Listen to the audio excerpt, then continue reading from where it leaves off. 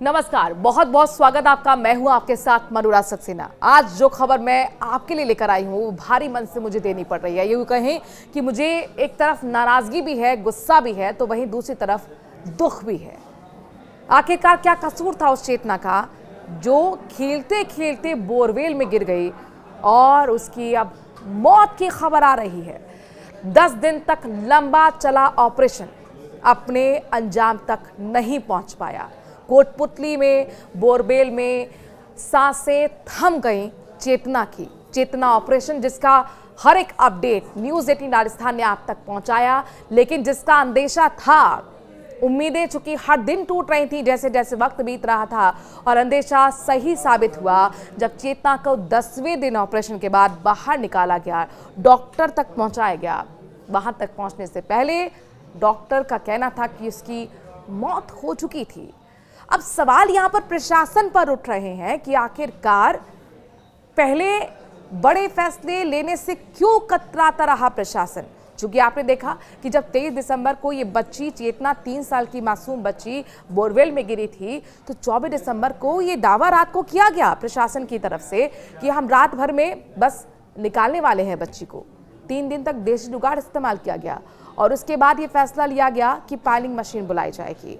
अब सवाल यह है कि आखिरकार पहले ही दिन पायलिंग मशीन क्यों नहीं बुलाई गई। ये देरी और लगातार हो रही देरी, चूंकि 48 घंटे बाद बच्ची का मूवमेंट नजर नहीं आया था कैमरे में, यानी कि अंदेशा बढ़ गया था कि कुछ कहीं गलत ना हो जाए इस बच्ची के साथ। और ये कोई पहला मामला नहीं है। आप देखिए राजस्थान में आपको कम से कम 20 दिन के बाद काफ़ी तेज़ी से ये 5 से 6 महीने में मामले बढ़ रहे हैं, तेज़ी से देखने को मिले हैं।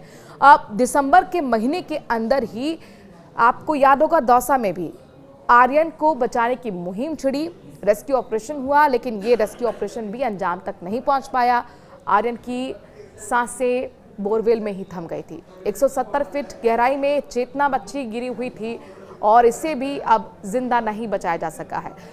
अब सवाल यह है कि जब इस तरीके के हादसे हो रहे हैं तो उसके बावजूद भी क्यों प्रशासन सतर्क नहीं हो रहा, क्यों लोगों को जागरूक करने के लिए मुहिम नहीं छेड़ी जा रही है। दौसा में आपको याद होगा जब ये आर्यन नहीं बचा था तो उसके फादर ने ही लोगों से अपील की थी कि हमारी गलती है, हमने खोला, हमने ही, हमारा ही परिवार ने बोरवेल खोदा था, उसको ढका नहीं था और आज ये खामियाजा हम ही भुगत रहे हैं। मैं सबसे अपील करता हूँ कि सब लोग प्लीज़ ध्यान रखें, बोरवेल खोद रहे हैं तो उसे ढके, लेकिन अल्टीमेटली जो जिम्मेदारी है वो प्रशासन की ही है। प्रशासन आखिरकार लोगों को जागरूक करने के लिए मुहिम क्यों नहीं छेड़ रहा, क्यों अब यहाँ पर इस तरीके का सिस्टम बनाया जा रहा है। पहले तो यहाँ पर इस तरीके के हादसे होने ही नहीं चाहिए। सबसे पहले तो बात यही है कि बोरवेल में बच्चा ना गिरे, लेकिन अगर हम कहते हैं कि हादसा हो भी जाता है तो आपको याद होगा कि 2005-6 की बात है, प्रिंस का यह हादसा हुआ था एक बार बोरवेल में। उसके बाद से लगातार ये मामले देश भर में भी हुए हैं, राजस्थान में तो बहुत ज़्यादा तेज़ी से बढ़ रहे हैं। तो क्यों एक ऐसा सिस्टम नहीं बनाया जा रहा, क्यों ऐसे हम टेक्नोलॉजी का इस्तेमाल नहीं कर पा रहे जिसमें हम 24 घंटे में बच्चे को बाहर निकाल पाएं। ये कोई पहला मामला नहीं है जिसमें एक मासूम जिंदगी खत्म हो गई। नए साल पर ये दुखद खबर। आपको ये रिपोर्ट ग्राउंड जीरो से दिखाते हैं कि किस तरीके से इस पूरे रेस्क्यू ऑपरेशन को 10 दिन तक अंजाम दिया गया और किस तरीके से राजस्थान में बोरवेल हादसे को दावत दे रहे हैं।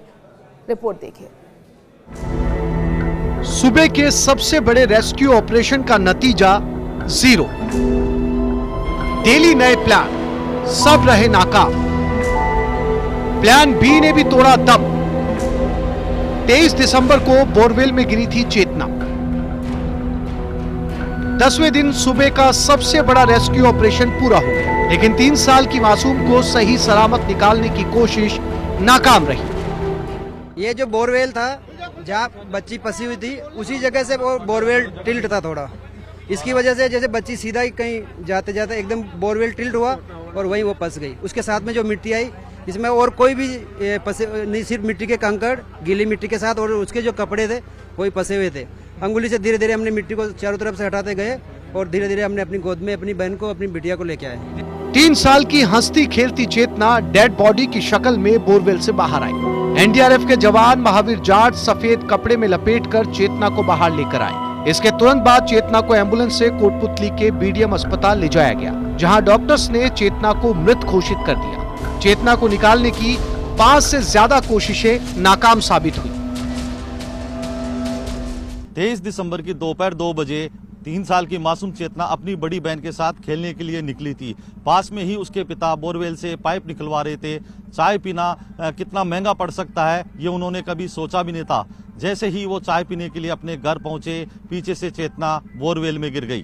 23 दिसंबर दोपहर 1:50 पर कोटपुतली के किरतपुरा क्षेत्र में बड़ियाली ढाणी में चेतना बोरवेल में गिरी। दोपहर 2 बजे परिजनों ने पुलिस प्रशासन को सूचना दी।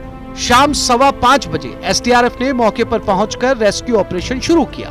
शाम 6 बजे एनडीआरएफ की टीम पहुंची। रात 8:45 पर देसी जुगाड़ एक्सपर्ट्स जगराम एंड टीम पहुंची। डेली नए प्लान आए लेकिन सब नाकाम रहे। 24 दिसंबर शाम तक 4 देसी जुगाड़ फेल हो जाने के बाद आधुनिक मशीनों से खुदाई शुरू की गई। इसके बाद खबर मिली कि मासूम 120 फीट की गहराई पर अटकी है।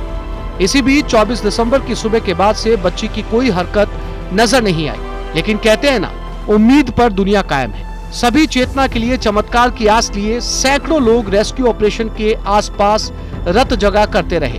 वैसे ऑपरेशन की नाकामी की बड़ी वजह अत्याधुनिक संसाधनों की कमी भी कही जा सकती है। सोचा था कि मिट्टी मिल सकता है, लेकिन मिट्टी नहीं था और पत्थर में भी जो हार्ड वाला पत्थर था, तो चिपिंग हैमर काफ़ी भारी होने की वजह से जब हम उस पर रखते थे तो वो उछल के दाएं बाएं चला जाता था। फिर हमने अपने प्लान चेंज किया, धीरे धीरे हमने बड्डी वाइज सिस्टम बनाया।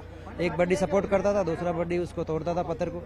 रेस्क्यू ऑपरेशन के फेल होने की 5 बड़ी वजह गिनाई जा रही हैं, लेकिन सबसे ज्यादा आरोप प्रशासन पर लगाए जा रहे हैं। प्रशासन ने फैसले लेने में देरी की। नाकामी के लिए स्थानीय लोग प्रशासन को जिम्मेदार ठहराते नजर आए। अब तक मिली नाकामी के लिए लोग स्थानीय प्रशासन को जिम्मेदार ठहरा रहे हैं। स्थानीय लोगों का कहना है कि प्रशासन ने निर्णय लेने में देरी की। बच्ची जब सोमवार को बोरवेल में गिरी थी, उसको देसी जुगाड़ जितने भी लगाए गए उससे 20 फुट हुक के जरिए बाहर भी निकाल लिया गया, लेकिन बच्ची वहीं फंसकर रह गई। जमीन के अंदर मौजूद पत्थर की परत, देसी जुगाड़ पर अत्यधिक निर्भरता, संसाधनों की कमी, घटना स्थल पर पहुंचने में भी दिक्कत, सर्दी बरसात और खराब मौसम के चलते बार बार रेस्क्यू ऑपरेशन रोकना पड़ा। स्टार्टिंग में जो ए प्लान था उसके तहत उसको लॉक करना संभव नहीं हुआ। बी प्लान था, उसमें बहुत सारी जो है दिक्कतें आई। बीच में पाइलिंग मशीन जो है पत्थर काटने में काफ़ी टाइम लग गया। उसके अलावा केसिंग डालने में टाइम लग गया। बारिश आ गई, मौसम खराब हो गया। उसके अलावा जो है 161 तक ही जो है केसिंग जा पाई, आगे केसिंग पहुंचना संभव नहीं था। तो बाद में जो है बिना केसिंग के जो है सेफ्टी के साथ जो टनल बनाई गई, पहले 8 फीट की टनल बनानी थी, लेकिन 12 फीट की टनल बनानी पड़ी। उसका कारण ये था कि एक्चुअल में बोरवेल टिल्ट थी और दूसरी साइड में हो गई थी। उसके लिए हमको एक्स्ट्रा टाइम लगा, पूरी रॉक काटनी पड़ी, चट्टान काटनी पड़ी, लगातार जो है उसके लिए 3 दिन तक कटिंग चलती रही और उसके बाद आखिरकार जो हमने बच्चे को निकालने में सफलता। बोरवेल में गिरकर जान गंवाने वालों में चेतना पहली और आखिरी नहीं है। ऐसे हादसों की लंबी चौड़ी फहरिस्त है। खेत खलिहान और आंगन में खुले पड़े बोरवेल में गिरने से देश में हर साल औसतन 50-60 लोगों की मौत हो जाती है। हालात इसलिए भी गंभीर है क्योंकि बच्चों को बाहर निकालने के लिए अभी तक कोई स्पेशलाइज्ड या रोबोटिक सिस्टम डेवलप नहीं हो पाया। इसलिए इस तरह के मामलों को लेकर अब सख्त कदम उठाने की जरूरत है। न्यूज़ 18 राजस्थान के लिए कोटपुतली से हीरालाल सैन की रिपोर्ट।